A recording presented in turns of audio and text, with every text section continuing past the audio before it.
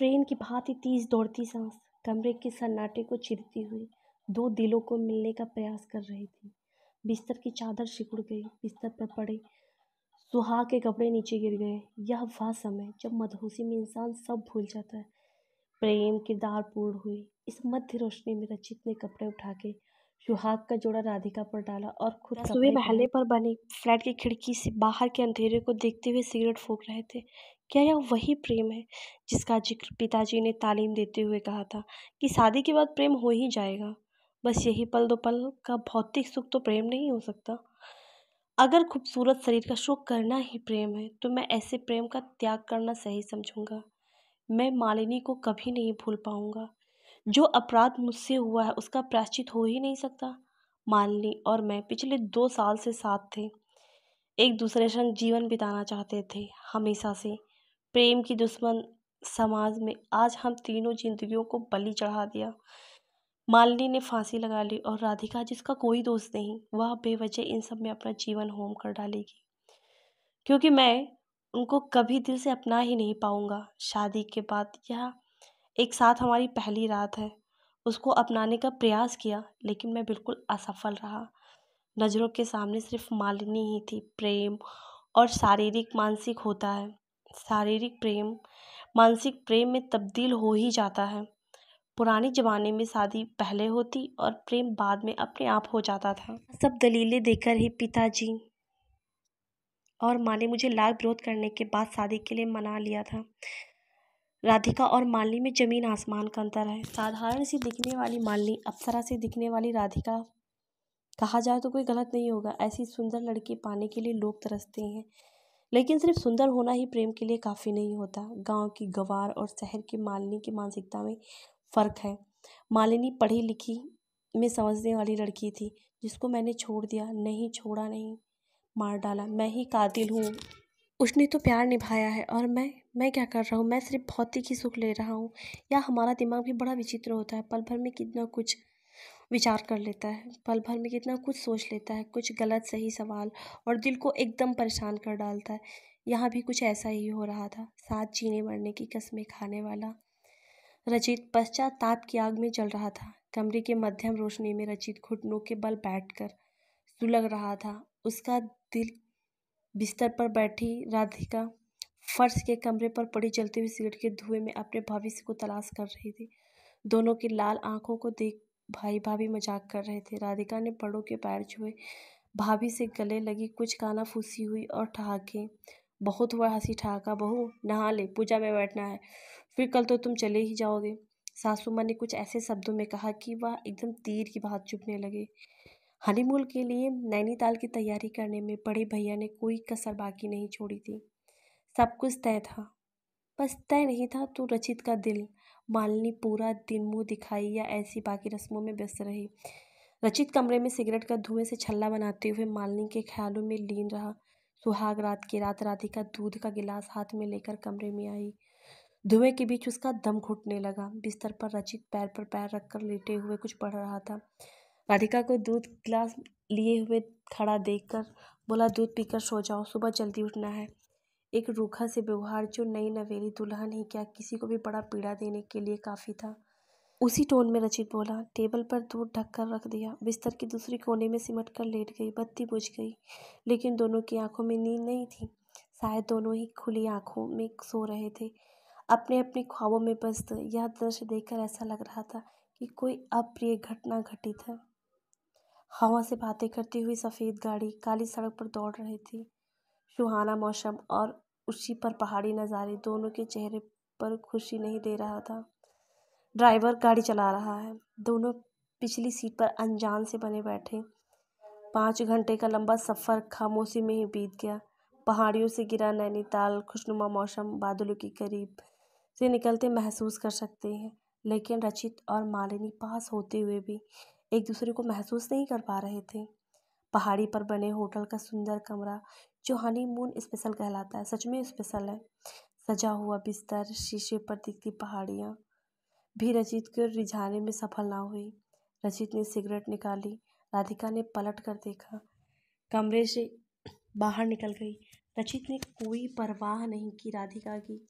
उसने सिगरेट जलाई और शीशे के नज़दीक खड़ा होकर वह सिगरेट पीने लगा। नीचे गोल टेबल लगी है, कुछ 4-5 लोग अलग अलग टेबल पर बैठे चाय की चुस्की के साथ सुहानी शाम का लुत्फ उठा रहे थे। राधिका एक टेबल पर साल ओढ़े बैठी थी। राधिका ने गर्दन उठाकर ऊपर देखा तो रचित नहीं। रचित ना चाहते हुए भी तो कदम पीछे हो लिया, ऐसे ही जैसे कोई चोर एक सिपाही से घबरा जाता है। इस बेचारी का क्या दोष है? सच में 2 परिवारों के फैसले ने इस लड़की की जिंदगी बर्बाद कर डाली। पहाड़ी इलाकों में दिन जल्दी ढलता है। अभी 7 ही बजे थे। ऐसा लगता है मानो रात हो गई। कमरे का दरवाज़ा खोलते हुए राधिका कमरे में दाखिल हुई। इतनी देर कहाँ लगाई? बताकर तो जाना चाहिए था लगभग, डांटते हुए रचित ने कहा। अपनी बात कही लगभग इसलिए क्योंकि उसके 30 स्वर थे, लेकिन अपनापन नहीं था। राधिका बिस्तर के कोने में सिमट कर लेट गई। खिली हुई धूप पहाड़ियाँ वादियों को और खूबसूरत बना देती हैं। दोनों माल रोड पर टहलते हुए वादियों का नज़ारा ले रहे हैं और दूर पहाड़ियों पर जमी बर्फ शायद दोनों के मुंह में भी जमी हुई थी। दोनों पहाड़ियों के बीच तार के सहारे चलने वाले हिंडोले की सवारी में सवार दोनों ही जन नीचे खाई की गराहियों का जायजा ले रहे थे। साथ जीने मरने वाली तो चली गई, अब औरों की तरह जी रहा हूँ। अब समय आ गया है प्यार के वादे को पूरा करने का। मुझे भी मर जाना चाहिए। एक हाथ सेफ्टी बेल्ट पर आ गया था, वह खुद को खोलने वाला ही था कि तभी राधिका बोल पड़ी। जब से मेरा रेप हुआ है तब से हमेशा ख्याल आता है कि इस गहराई को देखकर यही मन कर रहा है कि इससे आगे वह कुछ कहती। इससे पहले रचित ने सेफ्टी बेल्ट छोड़ राधिका का हाथ पकड़ लिया। रेप एक ऐसा शब्द है जो किसी को भी झकझोर सकता है। ऐसी मासूम लड़की को कैसे कोई कष्ट दे सकता है? अपने आत्महत्या के ख्याल और कूदने के लिए तैयार होने पर भी रचित सामान्य था, लेकिन रेप शब्द सुनते ही उसके रोम रोम खड़े हो गए। एक और किसी की जुर्म की सजा वह खुद को देना चाहती है। ऐसे पापी को सजा मिलनी ही चाहिए। खुद को मारकर ऐसे पापी को छोड़ देना पाप होगा, रचित ने कठोर शब्दों में राधिका को समझाते हुए कहा। राधिका ने कसमसाते हुए हाथ की तरफ इशारा करते हुए कहा, मुझे लग रही है। रचित ने महसूस किया कि उसने उसका हाथ बहुत जोर से पकड़ रखा है, जिसे उसकी नाड़ियां थम गई थी। पकड़ ढीली हुई, लेकिन हाथ नहीं। छोड़िए, कुछ नहीं होगा, सिर्फ आपको अपने दिल की बात बता रहे हैं। इस बार कहते हुए राधिका की आंखों से आंसू की बूंदें निकलने लगी। तुमने किसी को बताया? माथे पर सिलवटें जमाई रचित ने सवाल किया। नहीं, यही तो फर्क है गांव और शहर की लड़कियों में।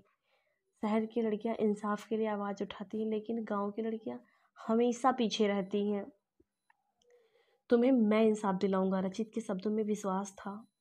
तभी राधिका ने कहा, वह इंसान बहुत खास रिश्ते में है, इसलिए वह घबराई हुई आवाज़ से बोली। तब रचित ने कहा, आजकल यही तो हो रहा है। कोई नज़दीकी ही इस मासूमियत का फ़ायदा उठाता है और मासूम समाज अपनी इज्जत के लिए सब कुछ सोचकर भी खामोश रहता है। कौन है? बताओ मुझे, मैं उसे सज़ा ज़रूर दिलाऊंगा। रचित का खून खौल रहा था। गुस्से में भारी अल्फाज भी उसके मुंह से नहीं निकल पा रहे थे। तभी टन की आवाज़ के साथ सफ़र ख़त्म हुआ। हिंडोला वापस नीचे आ चुका था। रचित ने हाथ छोड़ दिया। हाथ छोड़ते ही राधिका आगे बढ़ गई। मैं तुम्हारा पति हूँ, तुम मुझे बचा सकती हो। रचित पीछे पीछे था और राधिका के कदम होटल की तरफ बढ़े चले जा रहे थे। बड़े हक के साथ उसने बोला, मैं तुम्हारा पति हूँ, लेकिन यही पति अभी कुछ देर पहले आत्महत्या करने जा रहा था। एक मासूम को एक अनजान शहर में अकेला छोड़कर होटल के अपने हनीमून स्वीट में बेड पर दोनों एक साइड पैर लटकाकर बैठे हैं। रचित समझदार है। वह नहीं चाहता कि उसे समय मिले जिससे वह खुलकर अपनी बात कह सके। सन्नाटे को तोड़ते हुए राधिका बोली, क्या आप मालिनी से बहुत प्यार करते थे? पूछते हुए उसकी नज़र नीचे ज़मीन पर थी। मालिनी, यह नाम इसको कैसे मालूम हुआ? कैसे जानती है हमारे प्यार के बारे में? मेरे लिए उसका सवाल ऐसे ही था जैसे कोई दुश्मन मेरे सामने पिस्टल लिए खड़ा हो। हम पिछले 2 साल से साथ में थे, लेकिन घर वालों ने ज़बरदस्ती। लेकिन तुम्हें कैसे मालूम हुआ? रचित ने बचाव करते हुए पलट कर सवाल किया। पहली रात आप उसी का नाम ले रहे थे। आपको शादी करनी ही नहीं चाहिए थी। आपका प्यार सच्चा था तो आपको लड़ जाना चाहिए था सबसे। अभी भी पूछते हुए उसकी नज़र नीचे ही थी। क्या मेरा प्यार सच्चा नहीं था? आज भी आंखें बंद करते ही उसका ख्याल आता है। उसके शरीर की खुशबू अभी भी मुझे महका जाती है। वह मेरे रोम रोम में बसी है। मैं उसे कभी भूल नहीं पाऊंगा। सही कहा तुमने, मुझे सबसे लड़ जाना चाहिए था, लेकिन इतिहास गवाह है, इंसान हारता है तो सिर्फ अपनों से। पिताजी ने इज्जत का हवाला दिया, समाज का डर दिखाया और मैं कायर लड़ने की जगह हथियार डालकर उनकी खुशी के लिए कुर्बान हो गया। रचित की जुबान लड़खड़ाने लगी थी। फिर वहाँ से शब्द अब आंखों को भिगो रहे थे। तो इन सब में हमारा क्या दोष? आप खुद अकेले कुर्बान नहीं हुए, आपने अपने साथ साथ हमारी भी जिंदगी कुर्बान की है। एक लड़की का सपना होता है कि उसकी शादी, उसको चाहने वाला पति हो।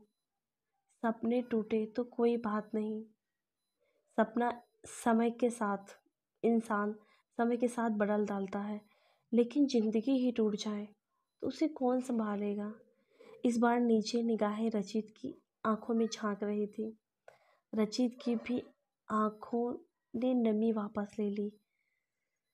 मैं शादी से पहले यह सब बता देना चाहता था, लेकिन तुमसे कह नहीं पाया। सोचा पिताजी सही कह रहे हैं, मैं ही गलत हूँ। ऐसा नहीं, मैंने प्रयास नहीं किया, लेकिन उसके कातिल होने का एहसास मुझे हमेशा रहेगा और यह मुझे आत्मग्लानि से भर देता है, और यही आत्मग्लानि मुझे जीने नहीं दे रही। कातिल किसकी, वह मेरी आंखों में लगातार देखी जा रही थी। अब मैं उससे अधिक नज़र नहीं मिला सकता था। कातिल तो मैं था ही, लेकिन अब इस निर्दोष का भी गुनहगार हूँ। मैंने नज़र की नीचे की और जेब से मोबाइल निकालकर एक फ़ोटो उसको दिखाया, जिसमें फंदे पर एक लड़की लटकी हुई थी, जिसका नाम था मालिनी, और उसका अलविदा कहता हुआ आखिरी मैसेज। राधिका नज़र झुकाए हुए फ़ोटो को देख रही थी। मेरे सीने में लगी गोली को मैंने निकाल दिया। इस फ़ोटो को देखकर शायद मेरे जज्बात को वह समझ सके। वह मुझसे बहुत प्यार करती थी। उसने हिम्मत दिखाई और मौत को गले लगा लिया। और मैं शादी करके हनीमून के लिए आया हूँ। अगर तुम उस समय वह रेप वाली बात ना कहती तो शायद मैं यहाँ बैठा ना होता। मैं लगभग अपनी सेफ्टी बेल्ट खोलकर कूदने ही वाला था। पिछले 2 दिनों में हिम्मत जुटा पाया हूँ, लेकिन अब तुम्हें इंसाफ दिलाकर ही रहूँगा। मैं उसका खून कर डालूंगा जिसने तुम्हारे साथ यह करतूत की है। ऐसे आदमी को जीने का कोई हक नहीं, मरना तो था ही, उसको मार कर मरूंगा। उसका नाम बताओ, कौन है? वराचित की आंखें लाल हो गई थी। उसका क्रोध 7वें आसमान पर था। राधिका अभी भी फोटो को ही देख रही थी और बोली, हम कमरे में अकेले थे, इंतजार कर रहे थे अपनी आने वाली खुशनुमा जिंदगी का। हम नहीं जानते थे जिसे हम इंतज़ार करें वह इंसान नहीं, कोई दरिंदा निकलेगा। और वो इंसान नशे के हाथ में हमारे कमरे आए, हमारे कपड़े अस्वस्थ किए और लगे हमारे जिस्म को नोचने। हम सब कुछ भूल जाते हैं, उसको प्यार समझते हैं, लेकिन जब आप प्यार करते हुए मालिनी का नाम ले रहे थे, तब हमें एहसास हुआ यह प्यार नहीं है, हमारी सुहाग रात नहीं है, बल्कि हमारा बलात्कार है। दरिंदे की तरह आप हमें लूट रहे थे, आप तन को नोच रहे थे, हमारे मन को जानने की कोशिश नहीं की। आप सिर्फ अपनी भड़ास निकालना चाहते थे। आपको इस फोटो को देखकर इतनी गलानी हुई है कि आप क्या कर रहे हैं आपको खुद नहीं मालूम है। मैं कहूँ वह मेरी सुहागरात थी, मैं कैसे मानूं कि वह प्यार था? वैसे भी यह लफ्ज़ मुझे कभी समझ में ही नहीं आया था। प्यार, लोग कहते हैं कि प्यार एक एहसास है जो दिखता नहीं, सिर्फ महसूस होता है। वह दो जिस्मों को एक करता है, लेकिन वह एहसास कहाँ था? वहाँ तो पीड़ा थी, दर्द था। दर्द उसके पति का किसी और लड़की का नाम लेकर उसके साथ। वह शांत हो गई और उसके चेहरे को देख रहा था। वह अभी भी मोबाइल की फोटो में देख रही थी। मेरा मुंह खुला का खुला रह गया। वह वास्तविकता थी जिसको झुठलाया नहीं जा सकता था। जो कुछ उसने कहा वह बिल्कुल सही था। वह सुहागरात हो ही नहीं सकती थी। यह एक ऐसा प्रयास था जिसने मुझे दरिंदा बना दिया था। यह कैसा प्रयास था जिसने मुझे एक मासूम का बलात्कारी बना डाला? अभी तक तो मुझे कातिल होने की आत्मग्लानि खाई जा रही थी, लेकिन अभी बलात्कारी होने का भी दुख था। मैं दोनों हाथों से मुंह को ढके अपने आंसुओं को छुपा रही थी, जबकि नहीं जानता था मेरे इन आंसुओं का भी कोई प्रभाव नहीं पड़ेगा। मालूम है, जब हम हॉस्पिटल में थे तब बहुत से लड़के प्यार का ऑफर लेकर आया करते थे। हमने कभी समझ नहीं पाए कि उनको कैसे एक बार देखकर प्यार हो जाता है, जबकि हम चाहते थे प्यार का एहसास हो, प्यार जो एक दूसरे के जिस्म से ना होकर सिर्फ दिल से हो। लेकिन ऐसा प्यार कभी मिला ही नहीं। कैसे कोई एक दूसरे को बिना अच्छे से जाने प्यार कर सकता है? माँ भी बच्चों को 9 महीने पेट में रखती है तभी प्यार कर पाती है। दूसरे की बच्ची को कोई औरत ममता नहीं दे सकती। जो बच्चे अपने माँ बाप से दूर रहकर पढ़ते हैं और दूर नौकरी करते हैं और उनका प्यार अपने माता पिता के प्रति कम हो जाता है, तब कैसे कोई जिससे प्यार जिंदगी भर निभाएगा? हमने सोचा था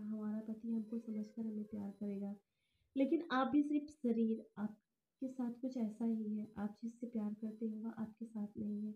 आज आपको दुःख इस बात का नहीं है कि आपने उसको छोड़ दिया, बल्कि दुःख इस बात का है कि आपके कारण उसने आत्महत्या कर ली। नॉर्मल भी है, अगर कोई किसी के कारण आत्महत्या कर ले या उसके कारण किसी की जान चली जाए तो आत्मग्लानि होना स्वाभाविक है। बस आपके साथ भी यही है। मैं तुम्हें कैसे समझाऊँ? मेरा उसके साथ जिस्मानी रिश्ता नहीं था। मैंने कभी उसको गलत नज़रिए से नहीं छुआ था। हम दोनों ही एक-दूसरे का संग बिताना चाहते थे। मैं आगे कुछ कहता, पहले वह खिसक कर मुझसे सट कर बैठ गई। मोबाइल की तरफ इशारा करते हुए बोली, आपको लगता है कि उसने आत्महत्या कर ली? लेकिन सच कुछ और ही है। उसने ऐसा कुछ नहीं किया। यह फ़ोटो झूठी है। सोचने वाली बात है। जब उसने आत्महत्या कर ली थी, तो फ़ोटो कैसे भेज दी? मेरी नज़र फ़ोटो पर गई। राधिका सवाल भरी निगाहों से मुझे देख रही थी। एकदम सही पकड़ा इसने। कैसे कोई फ़ोटो भेजेगी? फिर भी दिमाग तो दिमाग ही है और वह भी प्यार का मारा रचित हो सकता है। बाद में किसी और ने भेजी हो, राधिका उसके पापा ने या उसकी बहन ने या फिर पुलिस ने। रचित कोई भी हो सकता है। देखो फंदा गले में है और पैर हवा में, ऐसे भला यह फ़ोटो झूठी कैसे हो सकती है? राधिका ऐसे प्रैंक हमने हॉस्टल में बहुत किए हैं।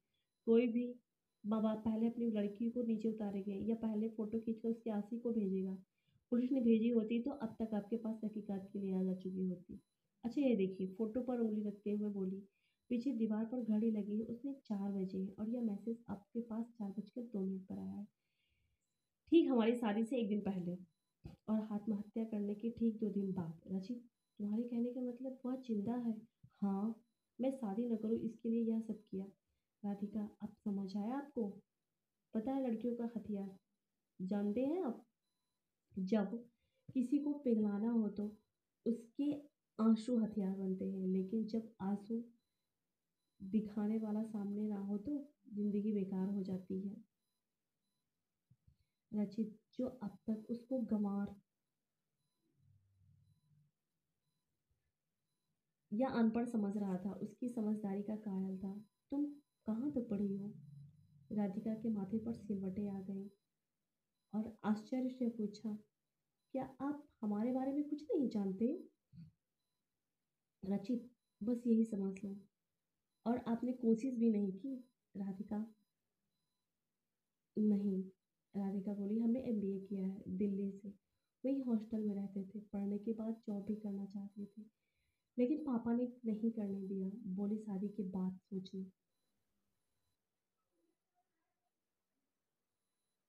उसने एक छोटी सी अंगड़ाई ली और उसके चेहरे पर हल्की मुस्कान थी, जो उसका जॉब नहीं करने की ख्वाहिश पूरी न होने के कारण थी। रचित, हाँ तो अभी कौन सी देर हुई है? यहाँ कोई जॉब देख लेना, मैं तुम्हें नहीं रोकूंगा। राधिका, नहीं, अब नहीं करनी। क्यों? अभी तो तुमने कहा। राधिका, हाँ, लेकिन अब नहीं हो पाएगा। भैया भाभी दूसरे शहर में रहते हैं और मम्मी जी की तबीयत ठीक नहीं रहती है। ऐसे में जॉब करूँगी तो मम्मी जी का काम का बोझ बढ़ जाएगा। इंसानी मस्तिष्क बहुत ही तुलनात्मक होता है। तुरंत तुलना करने लगा। प्यार का मारा रचित बैठा तुलना कर रहा था। कितना फर्क है मालिनी और इसकी सोच में। मालिनी तो कहती थी शादी के तुरंत बाद हम तुम्हारे घर वालों से अलग हो जाएंगे और हम अलग घर में रहेंगे। मैं भी मान गया था, क्योंकि मेरी आंखों पर प्यार का पर्दा इस कदर पड़ चुका था कि मैं सब कुछ भूल चुका था। माँ का नोचर थोड़ा चिड़चिड़ा सा है, वह सही काम में भी कुछ न कुछ सुना ही डालती हैं। ऐसे में उनके साथ रहना बेहद कठिन है। रचित ऐसा बोलकर राधिका को टटोलना चाहता था। राधिका, एक बार हम गिर पड़े थे, तब हमारे पैर की हड्डी टूट गई। बहुत दर्द हुआ था, एकदम असहनीय पीड़ा थी। तभी हमने अपना पैर नहीं कटवाया, उससे पर प्लास्टर चढ़ाकर उसको ठीक कराया। रजत, हाथों टूट हाथों की हड्डी टूटने पर वह कौन काटता है? राधिका को मुस्कुराता हुआ देख रचित अपनी सोच पर बहुत परेशान हुआ, क्योंकि राधिका ने कहा अगर घर का कोई इंसान बुरा है तो उसे ठीक करना चाहिए, ना कि उससे अलग हो जाना चाहिए। रचित, तुम हमेशा से इतनी समझदार थी या अभी मेरी संगत का असर है? वह खिलखिलाकर हंसी। अब प्रोफेसर की बीवी हूँ, इतना भी समझदार तो होना ही पड़ेगा। यह क्या मेरी समझदारी पर व्यंग था? लेकिन उसने फिर भी मुझे नीचा नहीं दिखाया। बम के धमाके के साथ मेरे बिखरे हुए टुकड़ों को राधिका ने समेट लिया था। राधिका बिस्तर से उठते हुए बोली, आपको एक चमत्कार दिखाऊं? रचित, दिखाओ। राधिका ने अपने पर्स से एक छोटी सी बोतल निकाली और उसकी आवाज़ के साथ इधर उधर इत्र की कुछ बूंदों में कमरे को महकाने लगी। मैंने कहा, इसमें चमत्कार जैसी क्या बात है? राधिका, आपने कहा था ना उसके शरीर की खुशबू आज भी आ जाती है, तो अब जरा सांस लीजिए और बताइए, उसकी खुशबू है या हमारे इत्र की? मैंने आंख बंद करके देखा तो आंख बंद करते ही मालिनी नहीं राधिका का चेहरा दिखाई दिया। रचित की आंखों में आंसू थे। मैं कैसे भूल जाऊं जो मैंने तुम्हारे साथ किया। भविष्य में मैं तुम्हें प्यार दे सकूंगा इसका भी वादा नहीं कर सकता हूँ। राधिका रचित के पास बैठते हुए इसकी आंखों में देखी वह बोली, मैं आपकी हालत समझती हूँ। जो हुआ सो हुआ। वैसे भी कुंवारा दिल एक आईने के जैसा होता है। जो सामने आया उसका ही प्रतिबिंब बन जाता है, परंतु वह बदल सकता है। लेकिन शादी एक फोटो के समान है जिसमें परिवर्तन होना संभव नहीं है। हमारी शादी हुई है। शादी वह पवित्र रिश्ता है जो देवताओं के समक्ष किया जाता है, हमारा गठबंधन। अब आपको समझाने की जरूरत नहीं, आप समझ चुके हैं। हम आपको आपसे ज़्यादा प्यार करेंगे। रचित को इतना अपनापन कभी नहीं मिला था। रचित की आंखों में आंसू थे। वह राधिका से बोला, क्या तुम मुझ पर फिर से भरोसा कर पाओगी। राधिका रचित के आंसू पोंछते हुए बोली, शक करना तो नारी जाति की रंगत में बसा हुआ है, मगर हाँ इतना भरोसा जरूर है कि हम आपको अपने से दूर कभी नहीं जाने देंगे। रचित राधिका का इतना प्यार देखकर उसे अपने गले लगा लेना चाहता था, उसे चूम लेना चाहता था। रचित ने अपने आप को संभालते हुए कहा कि जो तुम हम हमारा कहती हो तो लगता है कि तुम नहीं, तुम्हारा पूरा परिवार भी साथ में है। राधिका खिलखिलाई, हाँ तो ना, वह सब हमारे साथ है। आपको अच्छा नहीं लगता तो हम बदल देंगे अपना बोलने का सलीका। बचपन की आदत है, थोड़ा समय जरूर लगेगा। और दोनों खिलखिलाकर हंसने लगे। अब रचित अपने आप को बिल्कुल रोक नहीं पाया। वह राधिका से बिल्कुल लिपट गया। कमरे में फैली इत्र की खुशबू और उसका मखमली बदन उसे मदहोश करने लगा। उसके हाथ राधिका की कमर पर पड़ते हैं। उसका विरोध न करना रचित की उत्तेजना को बढ़ा रहा था। कपड़ों ने सरकना शुरू कर दिया। जो मन की बाढ़ आ गई थी, यह पहले प्यार का एहसास था जो सुहागरात के एहसास से कहीं अधिक था। यहाँ संतुष्टि थी। मन में मालिनी का ख्याल कोसों दूर तक नहीं था। बाहों में सिर्फ राधिका थी। कमरे के ठंडे तापमान को शरीर की गर्मी गर्म कर रही थी। रचित उसकी बंद आंखें भी संतुष्टि का भाव देख पा रहा था। यह बलात्कार नहीं था बल्कि पूर्ण प्रेम था। शादी को 8 साल बीत गए थे। मालिनी का ख्याल नहीं आया था। 6 साल का बेटा बंटी जीवन में आ चुका था। राधिका ने घर बहुत अच्छे से संभाल रखा था। छोटी मोटी नोकझोंक चलती रहती थी, लेकिन इसमें भी प्यार छिपा होता था। प्रत्येक नोकझोंक के बाद आकर्षण और अधिक बढ़ जाता है। यही सब कुछ जीवन का आनंद है। तुम ही हो आती, बेमतलब मुझे छुट्टी करना पड़ेगा। अजीत बाथरूम से निकलकर तौलिया से सर को रगड़ते हुए बोला, राधिका हम ही जाते हैं, आज आप जानिए तो आपका बेटा क्या क्या गुल खिला रहा है स्कूल में आज कल। बंटी की स्कूल में आज पेटीएम है। प्रोफेसर होने के बावजूद आज भी स्कूल की टीचर से मिलना रचित को उसकी स्कूल की टीचर की याद दिलाता, उसे डर का एहसास कराता। बिना मन से रचित बंटी का हाथ पकड़े स्कूल कॉरिडोर में दरवाजे पर पड़े नंबरों को देखता जा रहा था। बंटी उछल उछल कर खुश है। वह खुश है, आज उसके पापा उसके साथ आए हैं। कमरा नंबर 135 के आगे उसके कदम रुक गए। यही बंटी का क्लासरूम है। सामने लंबे बालों वाली टीचर रजिस्टर में कुछ लिख रही थी। रचित के कदम एकदम से वापस हो गए। वह मुड़ा ही था कि प्रिंसिपल ने रचित को पहचानते हुए कहा, बंटी का क्लासरूम यही है, मिस मालिनी से मिल लीजिए, हमारी बेस्ट टीचर है। मालिनी खड़ी हो गई। वह रचित को देखकर ऐसे सकपकाई थी। रचित उसका चमकता हुआ चेहरा, माथे पर बड़ी सी बिंदी जो वह हमेशा लगाती थी। मालिनी, ये हमारे शहर के नामी प्रोफेसर हैं, ध्यान रखना कोई तकलीफ ना हो, प्रिंसिपल ने निर्देश देते हुए कहा और चली गई। मालिनी और रचित सामने खड़े थे, एक दूसरे को देख रहे थे। बंटी ने रचित का हाथ खींचते हुए ध्यान भंग किया। पापा, मैडम को गुड मॉर्निंग तो बोलिए। मालिनी बाद में नटखट और समझदार है, वह बोली, बैठिए ना। मालिनी कुर्सी पर बैठ गई। सामने छोटे बच्चों की बेंच पर बंटी और रचित। राधिका से कितनी बार मिली, मगर मैं तुम्हें नहीं जानती थी कि वह तुम्हारी पत्नी है। तुम्हें कभी याद नहीं आई मेरी। वह रचित की आंखों में देख रही थी। झूठ बोल नहीं सकता था, इसलिए बात को बदल देना उसने समझा। वह फोटो और अलविदा का मैसेज देख मैं समझा तुम अगर उसी दिन तुम बुलाती तो जरूर आता। छोड़ो या पुरानी बातें, या बताओ कहाँ हो आजकल, शादी वादी हुई या नहीं। ना गड़ मुर्दे उखाड़ो, और पुरानी बातों को जितना रोदोगे उतना ही बदबू आएगी। इसलिए रचित ने माहौल नरम बनाने की कोशिश की। जिस लड़की को तुम जैसे लड़के ने छोड़ दिया उसे कौन अपनाएगा, या यूं कहो कोई मिला ही नहीं तुम्हारे जैसा। उस दिन दम निकलने से पहले घर वालों ने बचा लिया, तभी आज सामने बैठी हूँ। वह अभी भी रचित की आंखों में आंखें मिलाकर बात कर रही थी। उसके बोलने का अर्थ कुछ ऐसा था कि रचित ने प्यार में बेवफाई की और वह अभी तक उसके प्यार में किसी दूसरे को पसंद नहीं कर पाई। बंटी पढ़ने में कैसा है, रचित ने सवाल बदला। मालिनी एकदम तुम पर गया है। हाजी जवाबी का तो पूछो ही मत। बंटी का गाल नोचते हुए बोली, अब चलना चाहिए। कहते हुए रचित खड़ा होकर लगभग दरवाजे तक आ ही गया। मालिनी बोली, मैं आज भी तुम्हारा इंतजार कर रही हूँ। रचित ने पलट कर देखा, उसकी पलकी भीगी हुई थी। उसकी भीगी पलकी उसकी प्यार की सच्चाई बयां कर रही थी। रचित को राधिका की कही बात याद आ गई। या लाचारी स्त्री के हथियार होते हैं। देरी किए बिना रचित ने पलटते हुए कहा, मालिनी, बंटी मुझ पर नहीं राधिका पर गया है। मैं तो कभी हाजिर जवाब करता ही नहीं था। इतना समझदार होता तो आज तुम्हारे साथ होता। राधिका से इतना कहकर रचित कमरे से बाहर निकल गया। रचित ने पलटकर देखना भी सही नहीं समझा। समझदार को इशारा ही काफी होता है। रचित की कही बात शायद वह समझ गई थी। आज रचित को पिता की कही बात याद आ रही थी। वह लड़की तेरे लायक नहीं है, और प्यार का क्या हुआ तो शादी के बाद भी हो जाएगा। जो लड़की आज भी कह रही है कि दम निकलने से पहले घर वालों ने मुझे बचा लिया, वह फोटो किसने खींची, मुझे क्यों भेजी? आज बाप बनने के बाद मुझे समझ आया, कोई भी पिता अपनी औलाद का बुरा नहीं सोचता। हमारे बेहतर जीवन के लिए वह निरंतर प्रयास करता रहता है। घर पहुंचते ही देखा रात कमरे में राधिका बिस्तर पर कपड़ों की तह बनाकर अलमारी में रख रही थी। जानती हो बंटी की टीचर कौन है? राधिका, हाँ, मालिनी मैडम है ना। उनका ध्यान कपड़ों की तह बनाने में था। रचित, वह और कोई नहीं, वही मालिनी है। राधिका, हाँ जानती हूँ, वही आपकी वाली मालिनी। इस बार कपड़ों की तह बनाते हुए उसने नजर उठाकर रचित की तरफ देखा। रचित, फिर भी तुमने मुझे स्कूल भेज दिया, तुम्हें डर नहीं लगता? डरना क्यों? उसने पूछा। वह आज भी मेरा इंतजार कर रही है। अगर मेरे कदम बहक जाते तो? मालिनी, पहला प्यार है, आसानी से जाने वाला थोड़ी ही है। वह आज भी तुमसे प्यार करती है, मैंने देखा उसकी निगाहों में। बहुत अच्छी लड़की है, लेकिन अगर आज भी आप उसे नहीं मिलते तो वह अपना भविष्य नहीं बना पाती। आज आपका वापस आ जाने पर उसे महसूस हो चुका होगा। अब उसे भी घर बसा लेना चाहिए। रचित, वह सब ठीक है, लेकिन मैं अगर उसके आंसू देखकर पिघल जाता तो तुम्हें छोड़कर उसके संग चला जाता। रचित आगे कुछ बोल पाता। राधिका उसके करीब आ चुकी थी। मुंह पर हाथ रखकर आगे के शब्दों को रोक दिया। बाहों का हार गले में डालकर बोली, ऐसे जाने ना देती आपको। हम उस देश की नारी हैं जहाँ सावित्री जैसी स्त्रियां जन्मी हैं, जिन्होंने यमराज से भी अपने पति को छुड़ा लिया। यहाँ तो फिर भी एक शब्द अधूरे रह गए। माँ की आवाज़ आई। राधिका कहाँ मर गई? चिल्लाते हुए बोली, माँ जी, मरे नहीं, आ रहे हैं। फिर कान में फुसफुसाई, हम मरने वालों में नहीं हैं, मारने वालों में हैं। वह दौड़ गई माँ की आवाज़ की तरफ। रचित बिस्तर पर बैठ गया।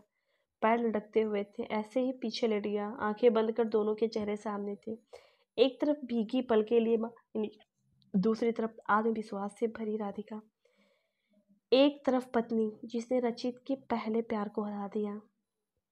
तभी बंटी रचित की छाती पर चढ़ बैठ गया। पापा, चलो कहीं घूमने के लिए चलो। कमरे में दाखिल हुई राधिका। छोड़ना मत बेटा, जब तक न माने। हंसी से कमरा गूंज रहा था। क्या यही खुशहाल जिंदगी रचित को मालिनी के साथ भी मिल सकती थी? दोस्तों, आप हमें जवाब दें, क्या ऐसी जिंदगी रचित को मिल सकती थी? हम या आप सभी ने कभी न कभी प्यार तो किया जरूर होगा। हम अपने प्यार में इतना खो जाते हैं कि हमें यह भी नहीं पता चलता कि क्या गलत है क्या सही है। कुछ लोग तो हर हद से पार हो जाते हैं, माँ बाप का ख्याल भी नहीं करते। मगर यह हमारी गलतफहमी। हमारे माँ बाप हमारे लिए जो भी हम सफ़र चुनते हैं, वह हमें दिलो जान से प्यार करता है। उसके प्यार में हम सब कुछ भूल जाते हैं। क्या आपके साथ भी ऐसा ही हुआ है? अगर हुआ है तो प्लीज़ हमें बताएं अपने सुझाव। हमें भी कहा। और आपको कहानी कैसी लगी? कहानी अगर अच्छी लगी हो तो लाइक करें और हमारे चैनल को सपोर्ट करें। आपकी दोस्त।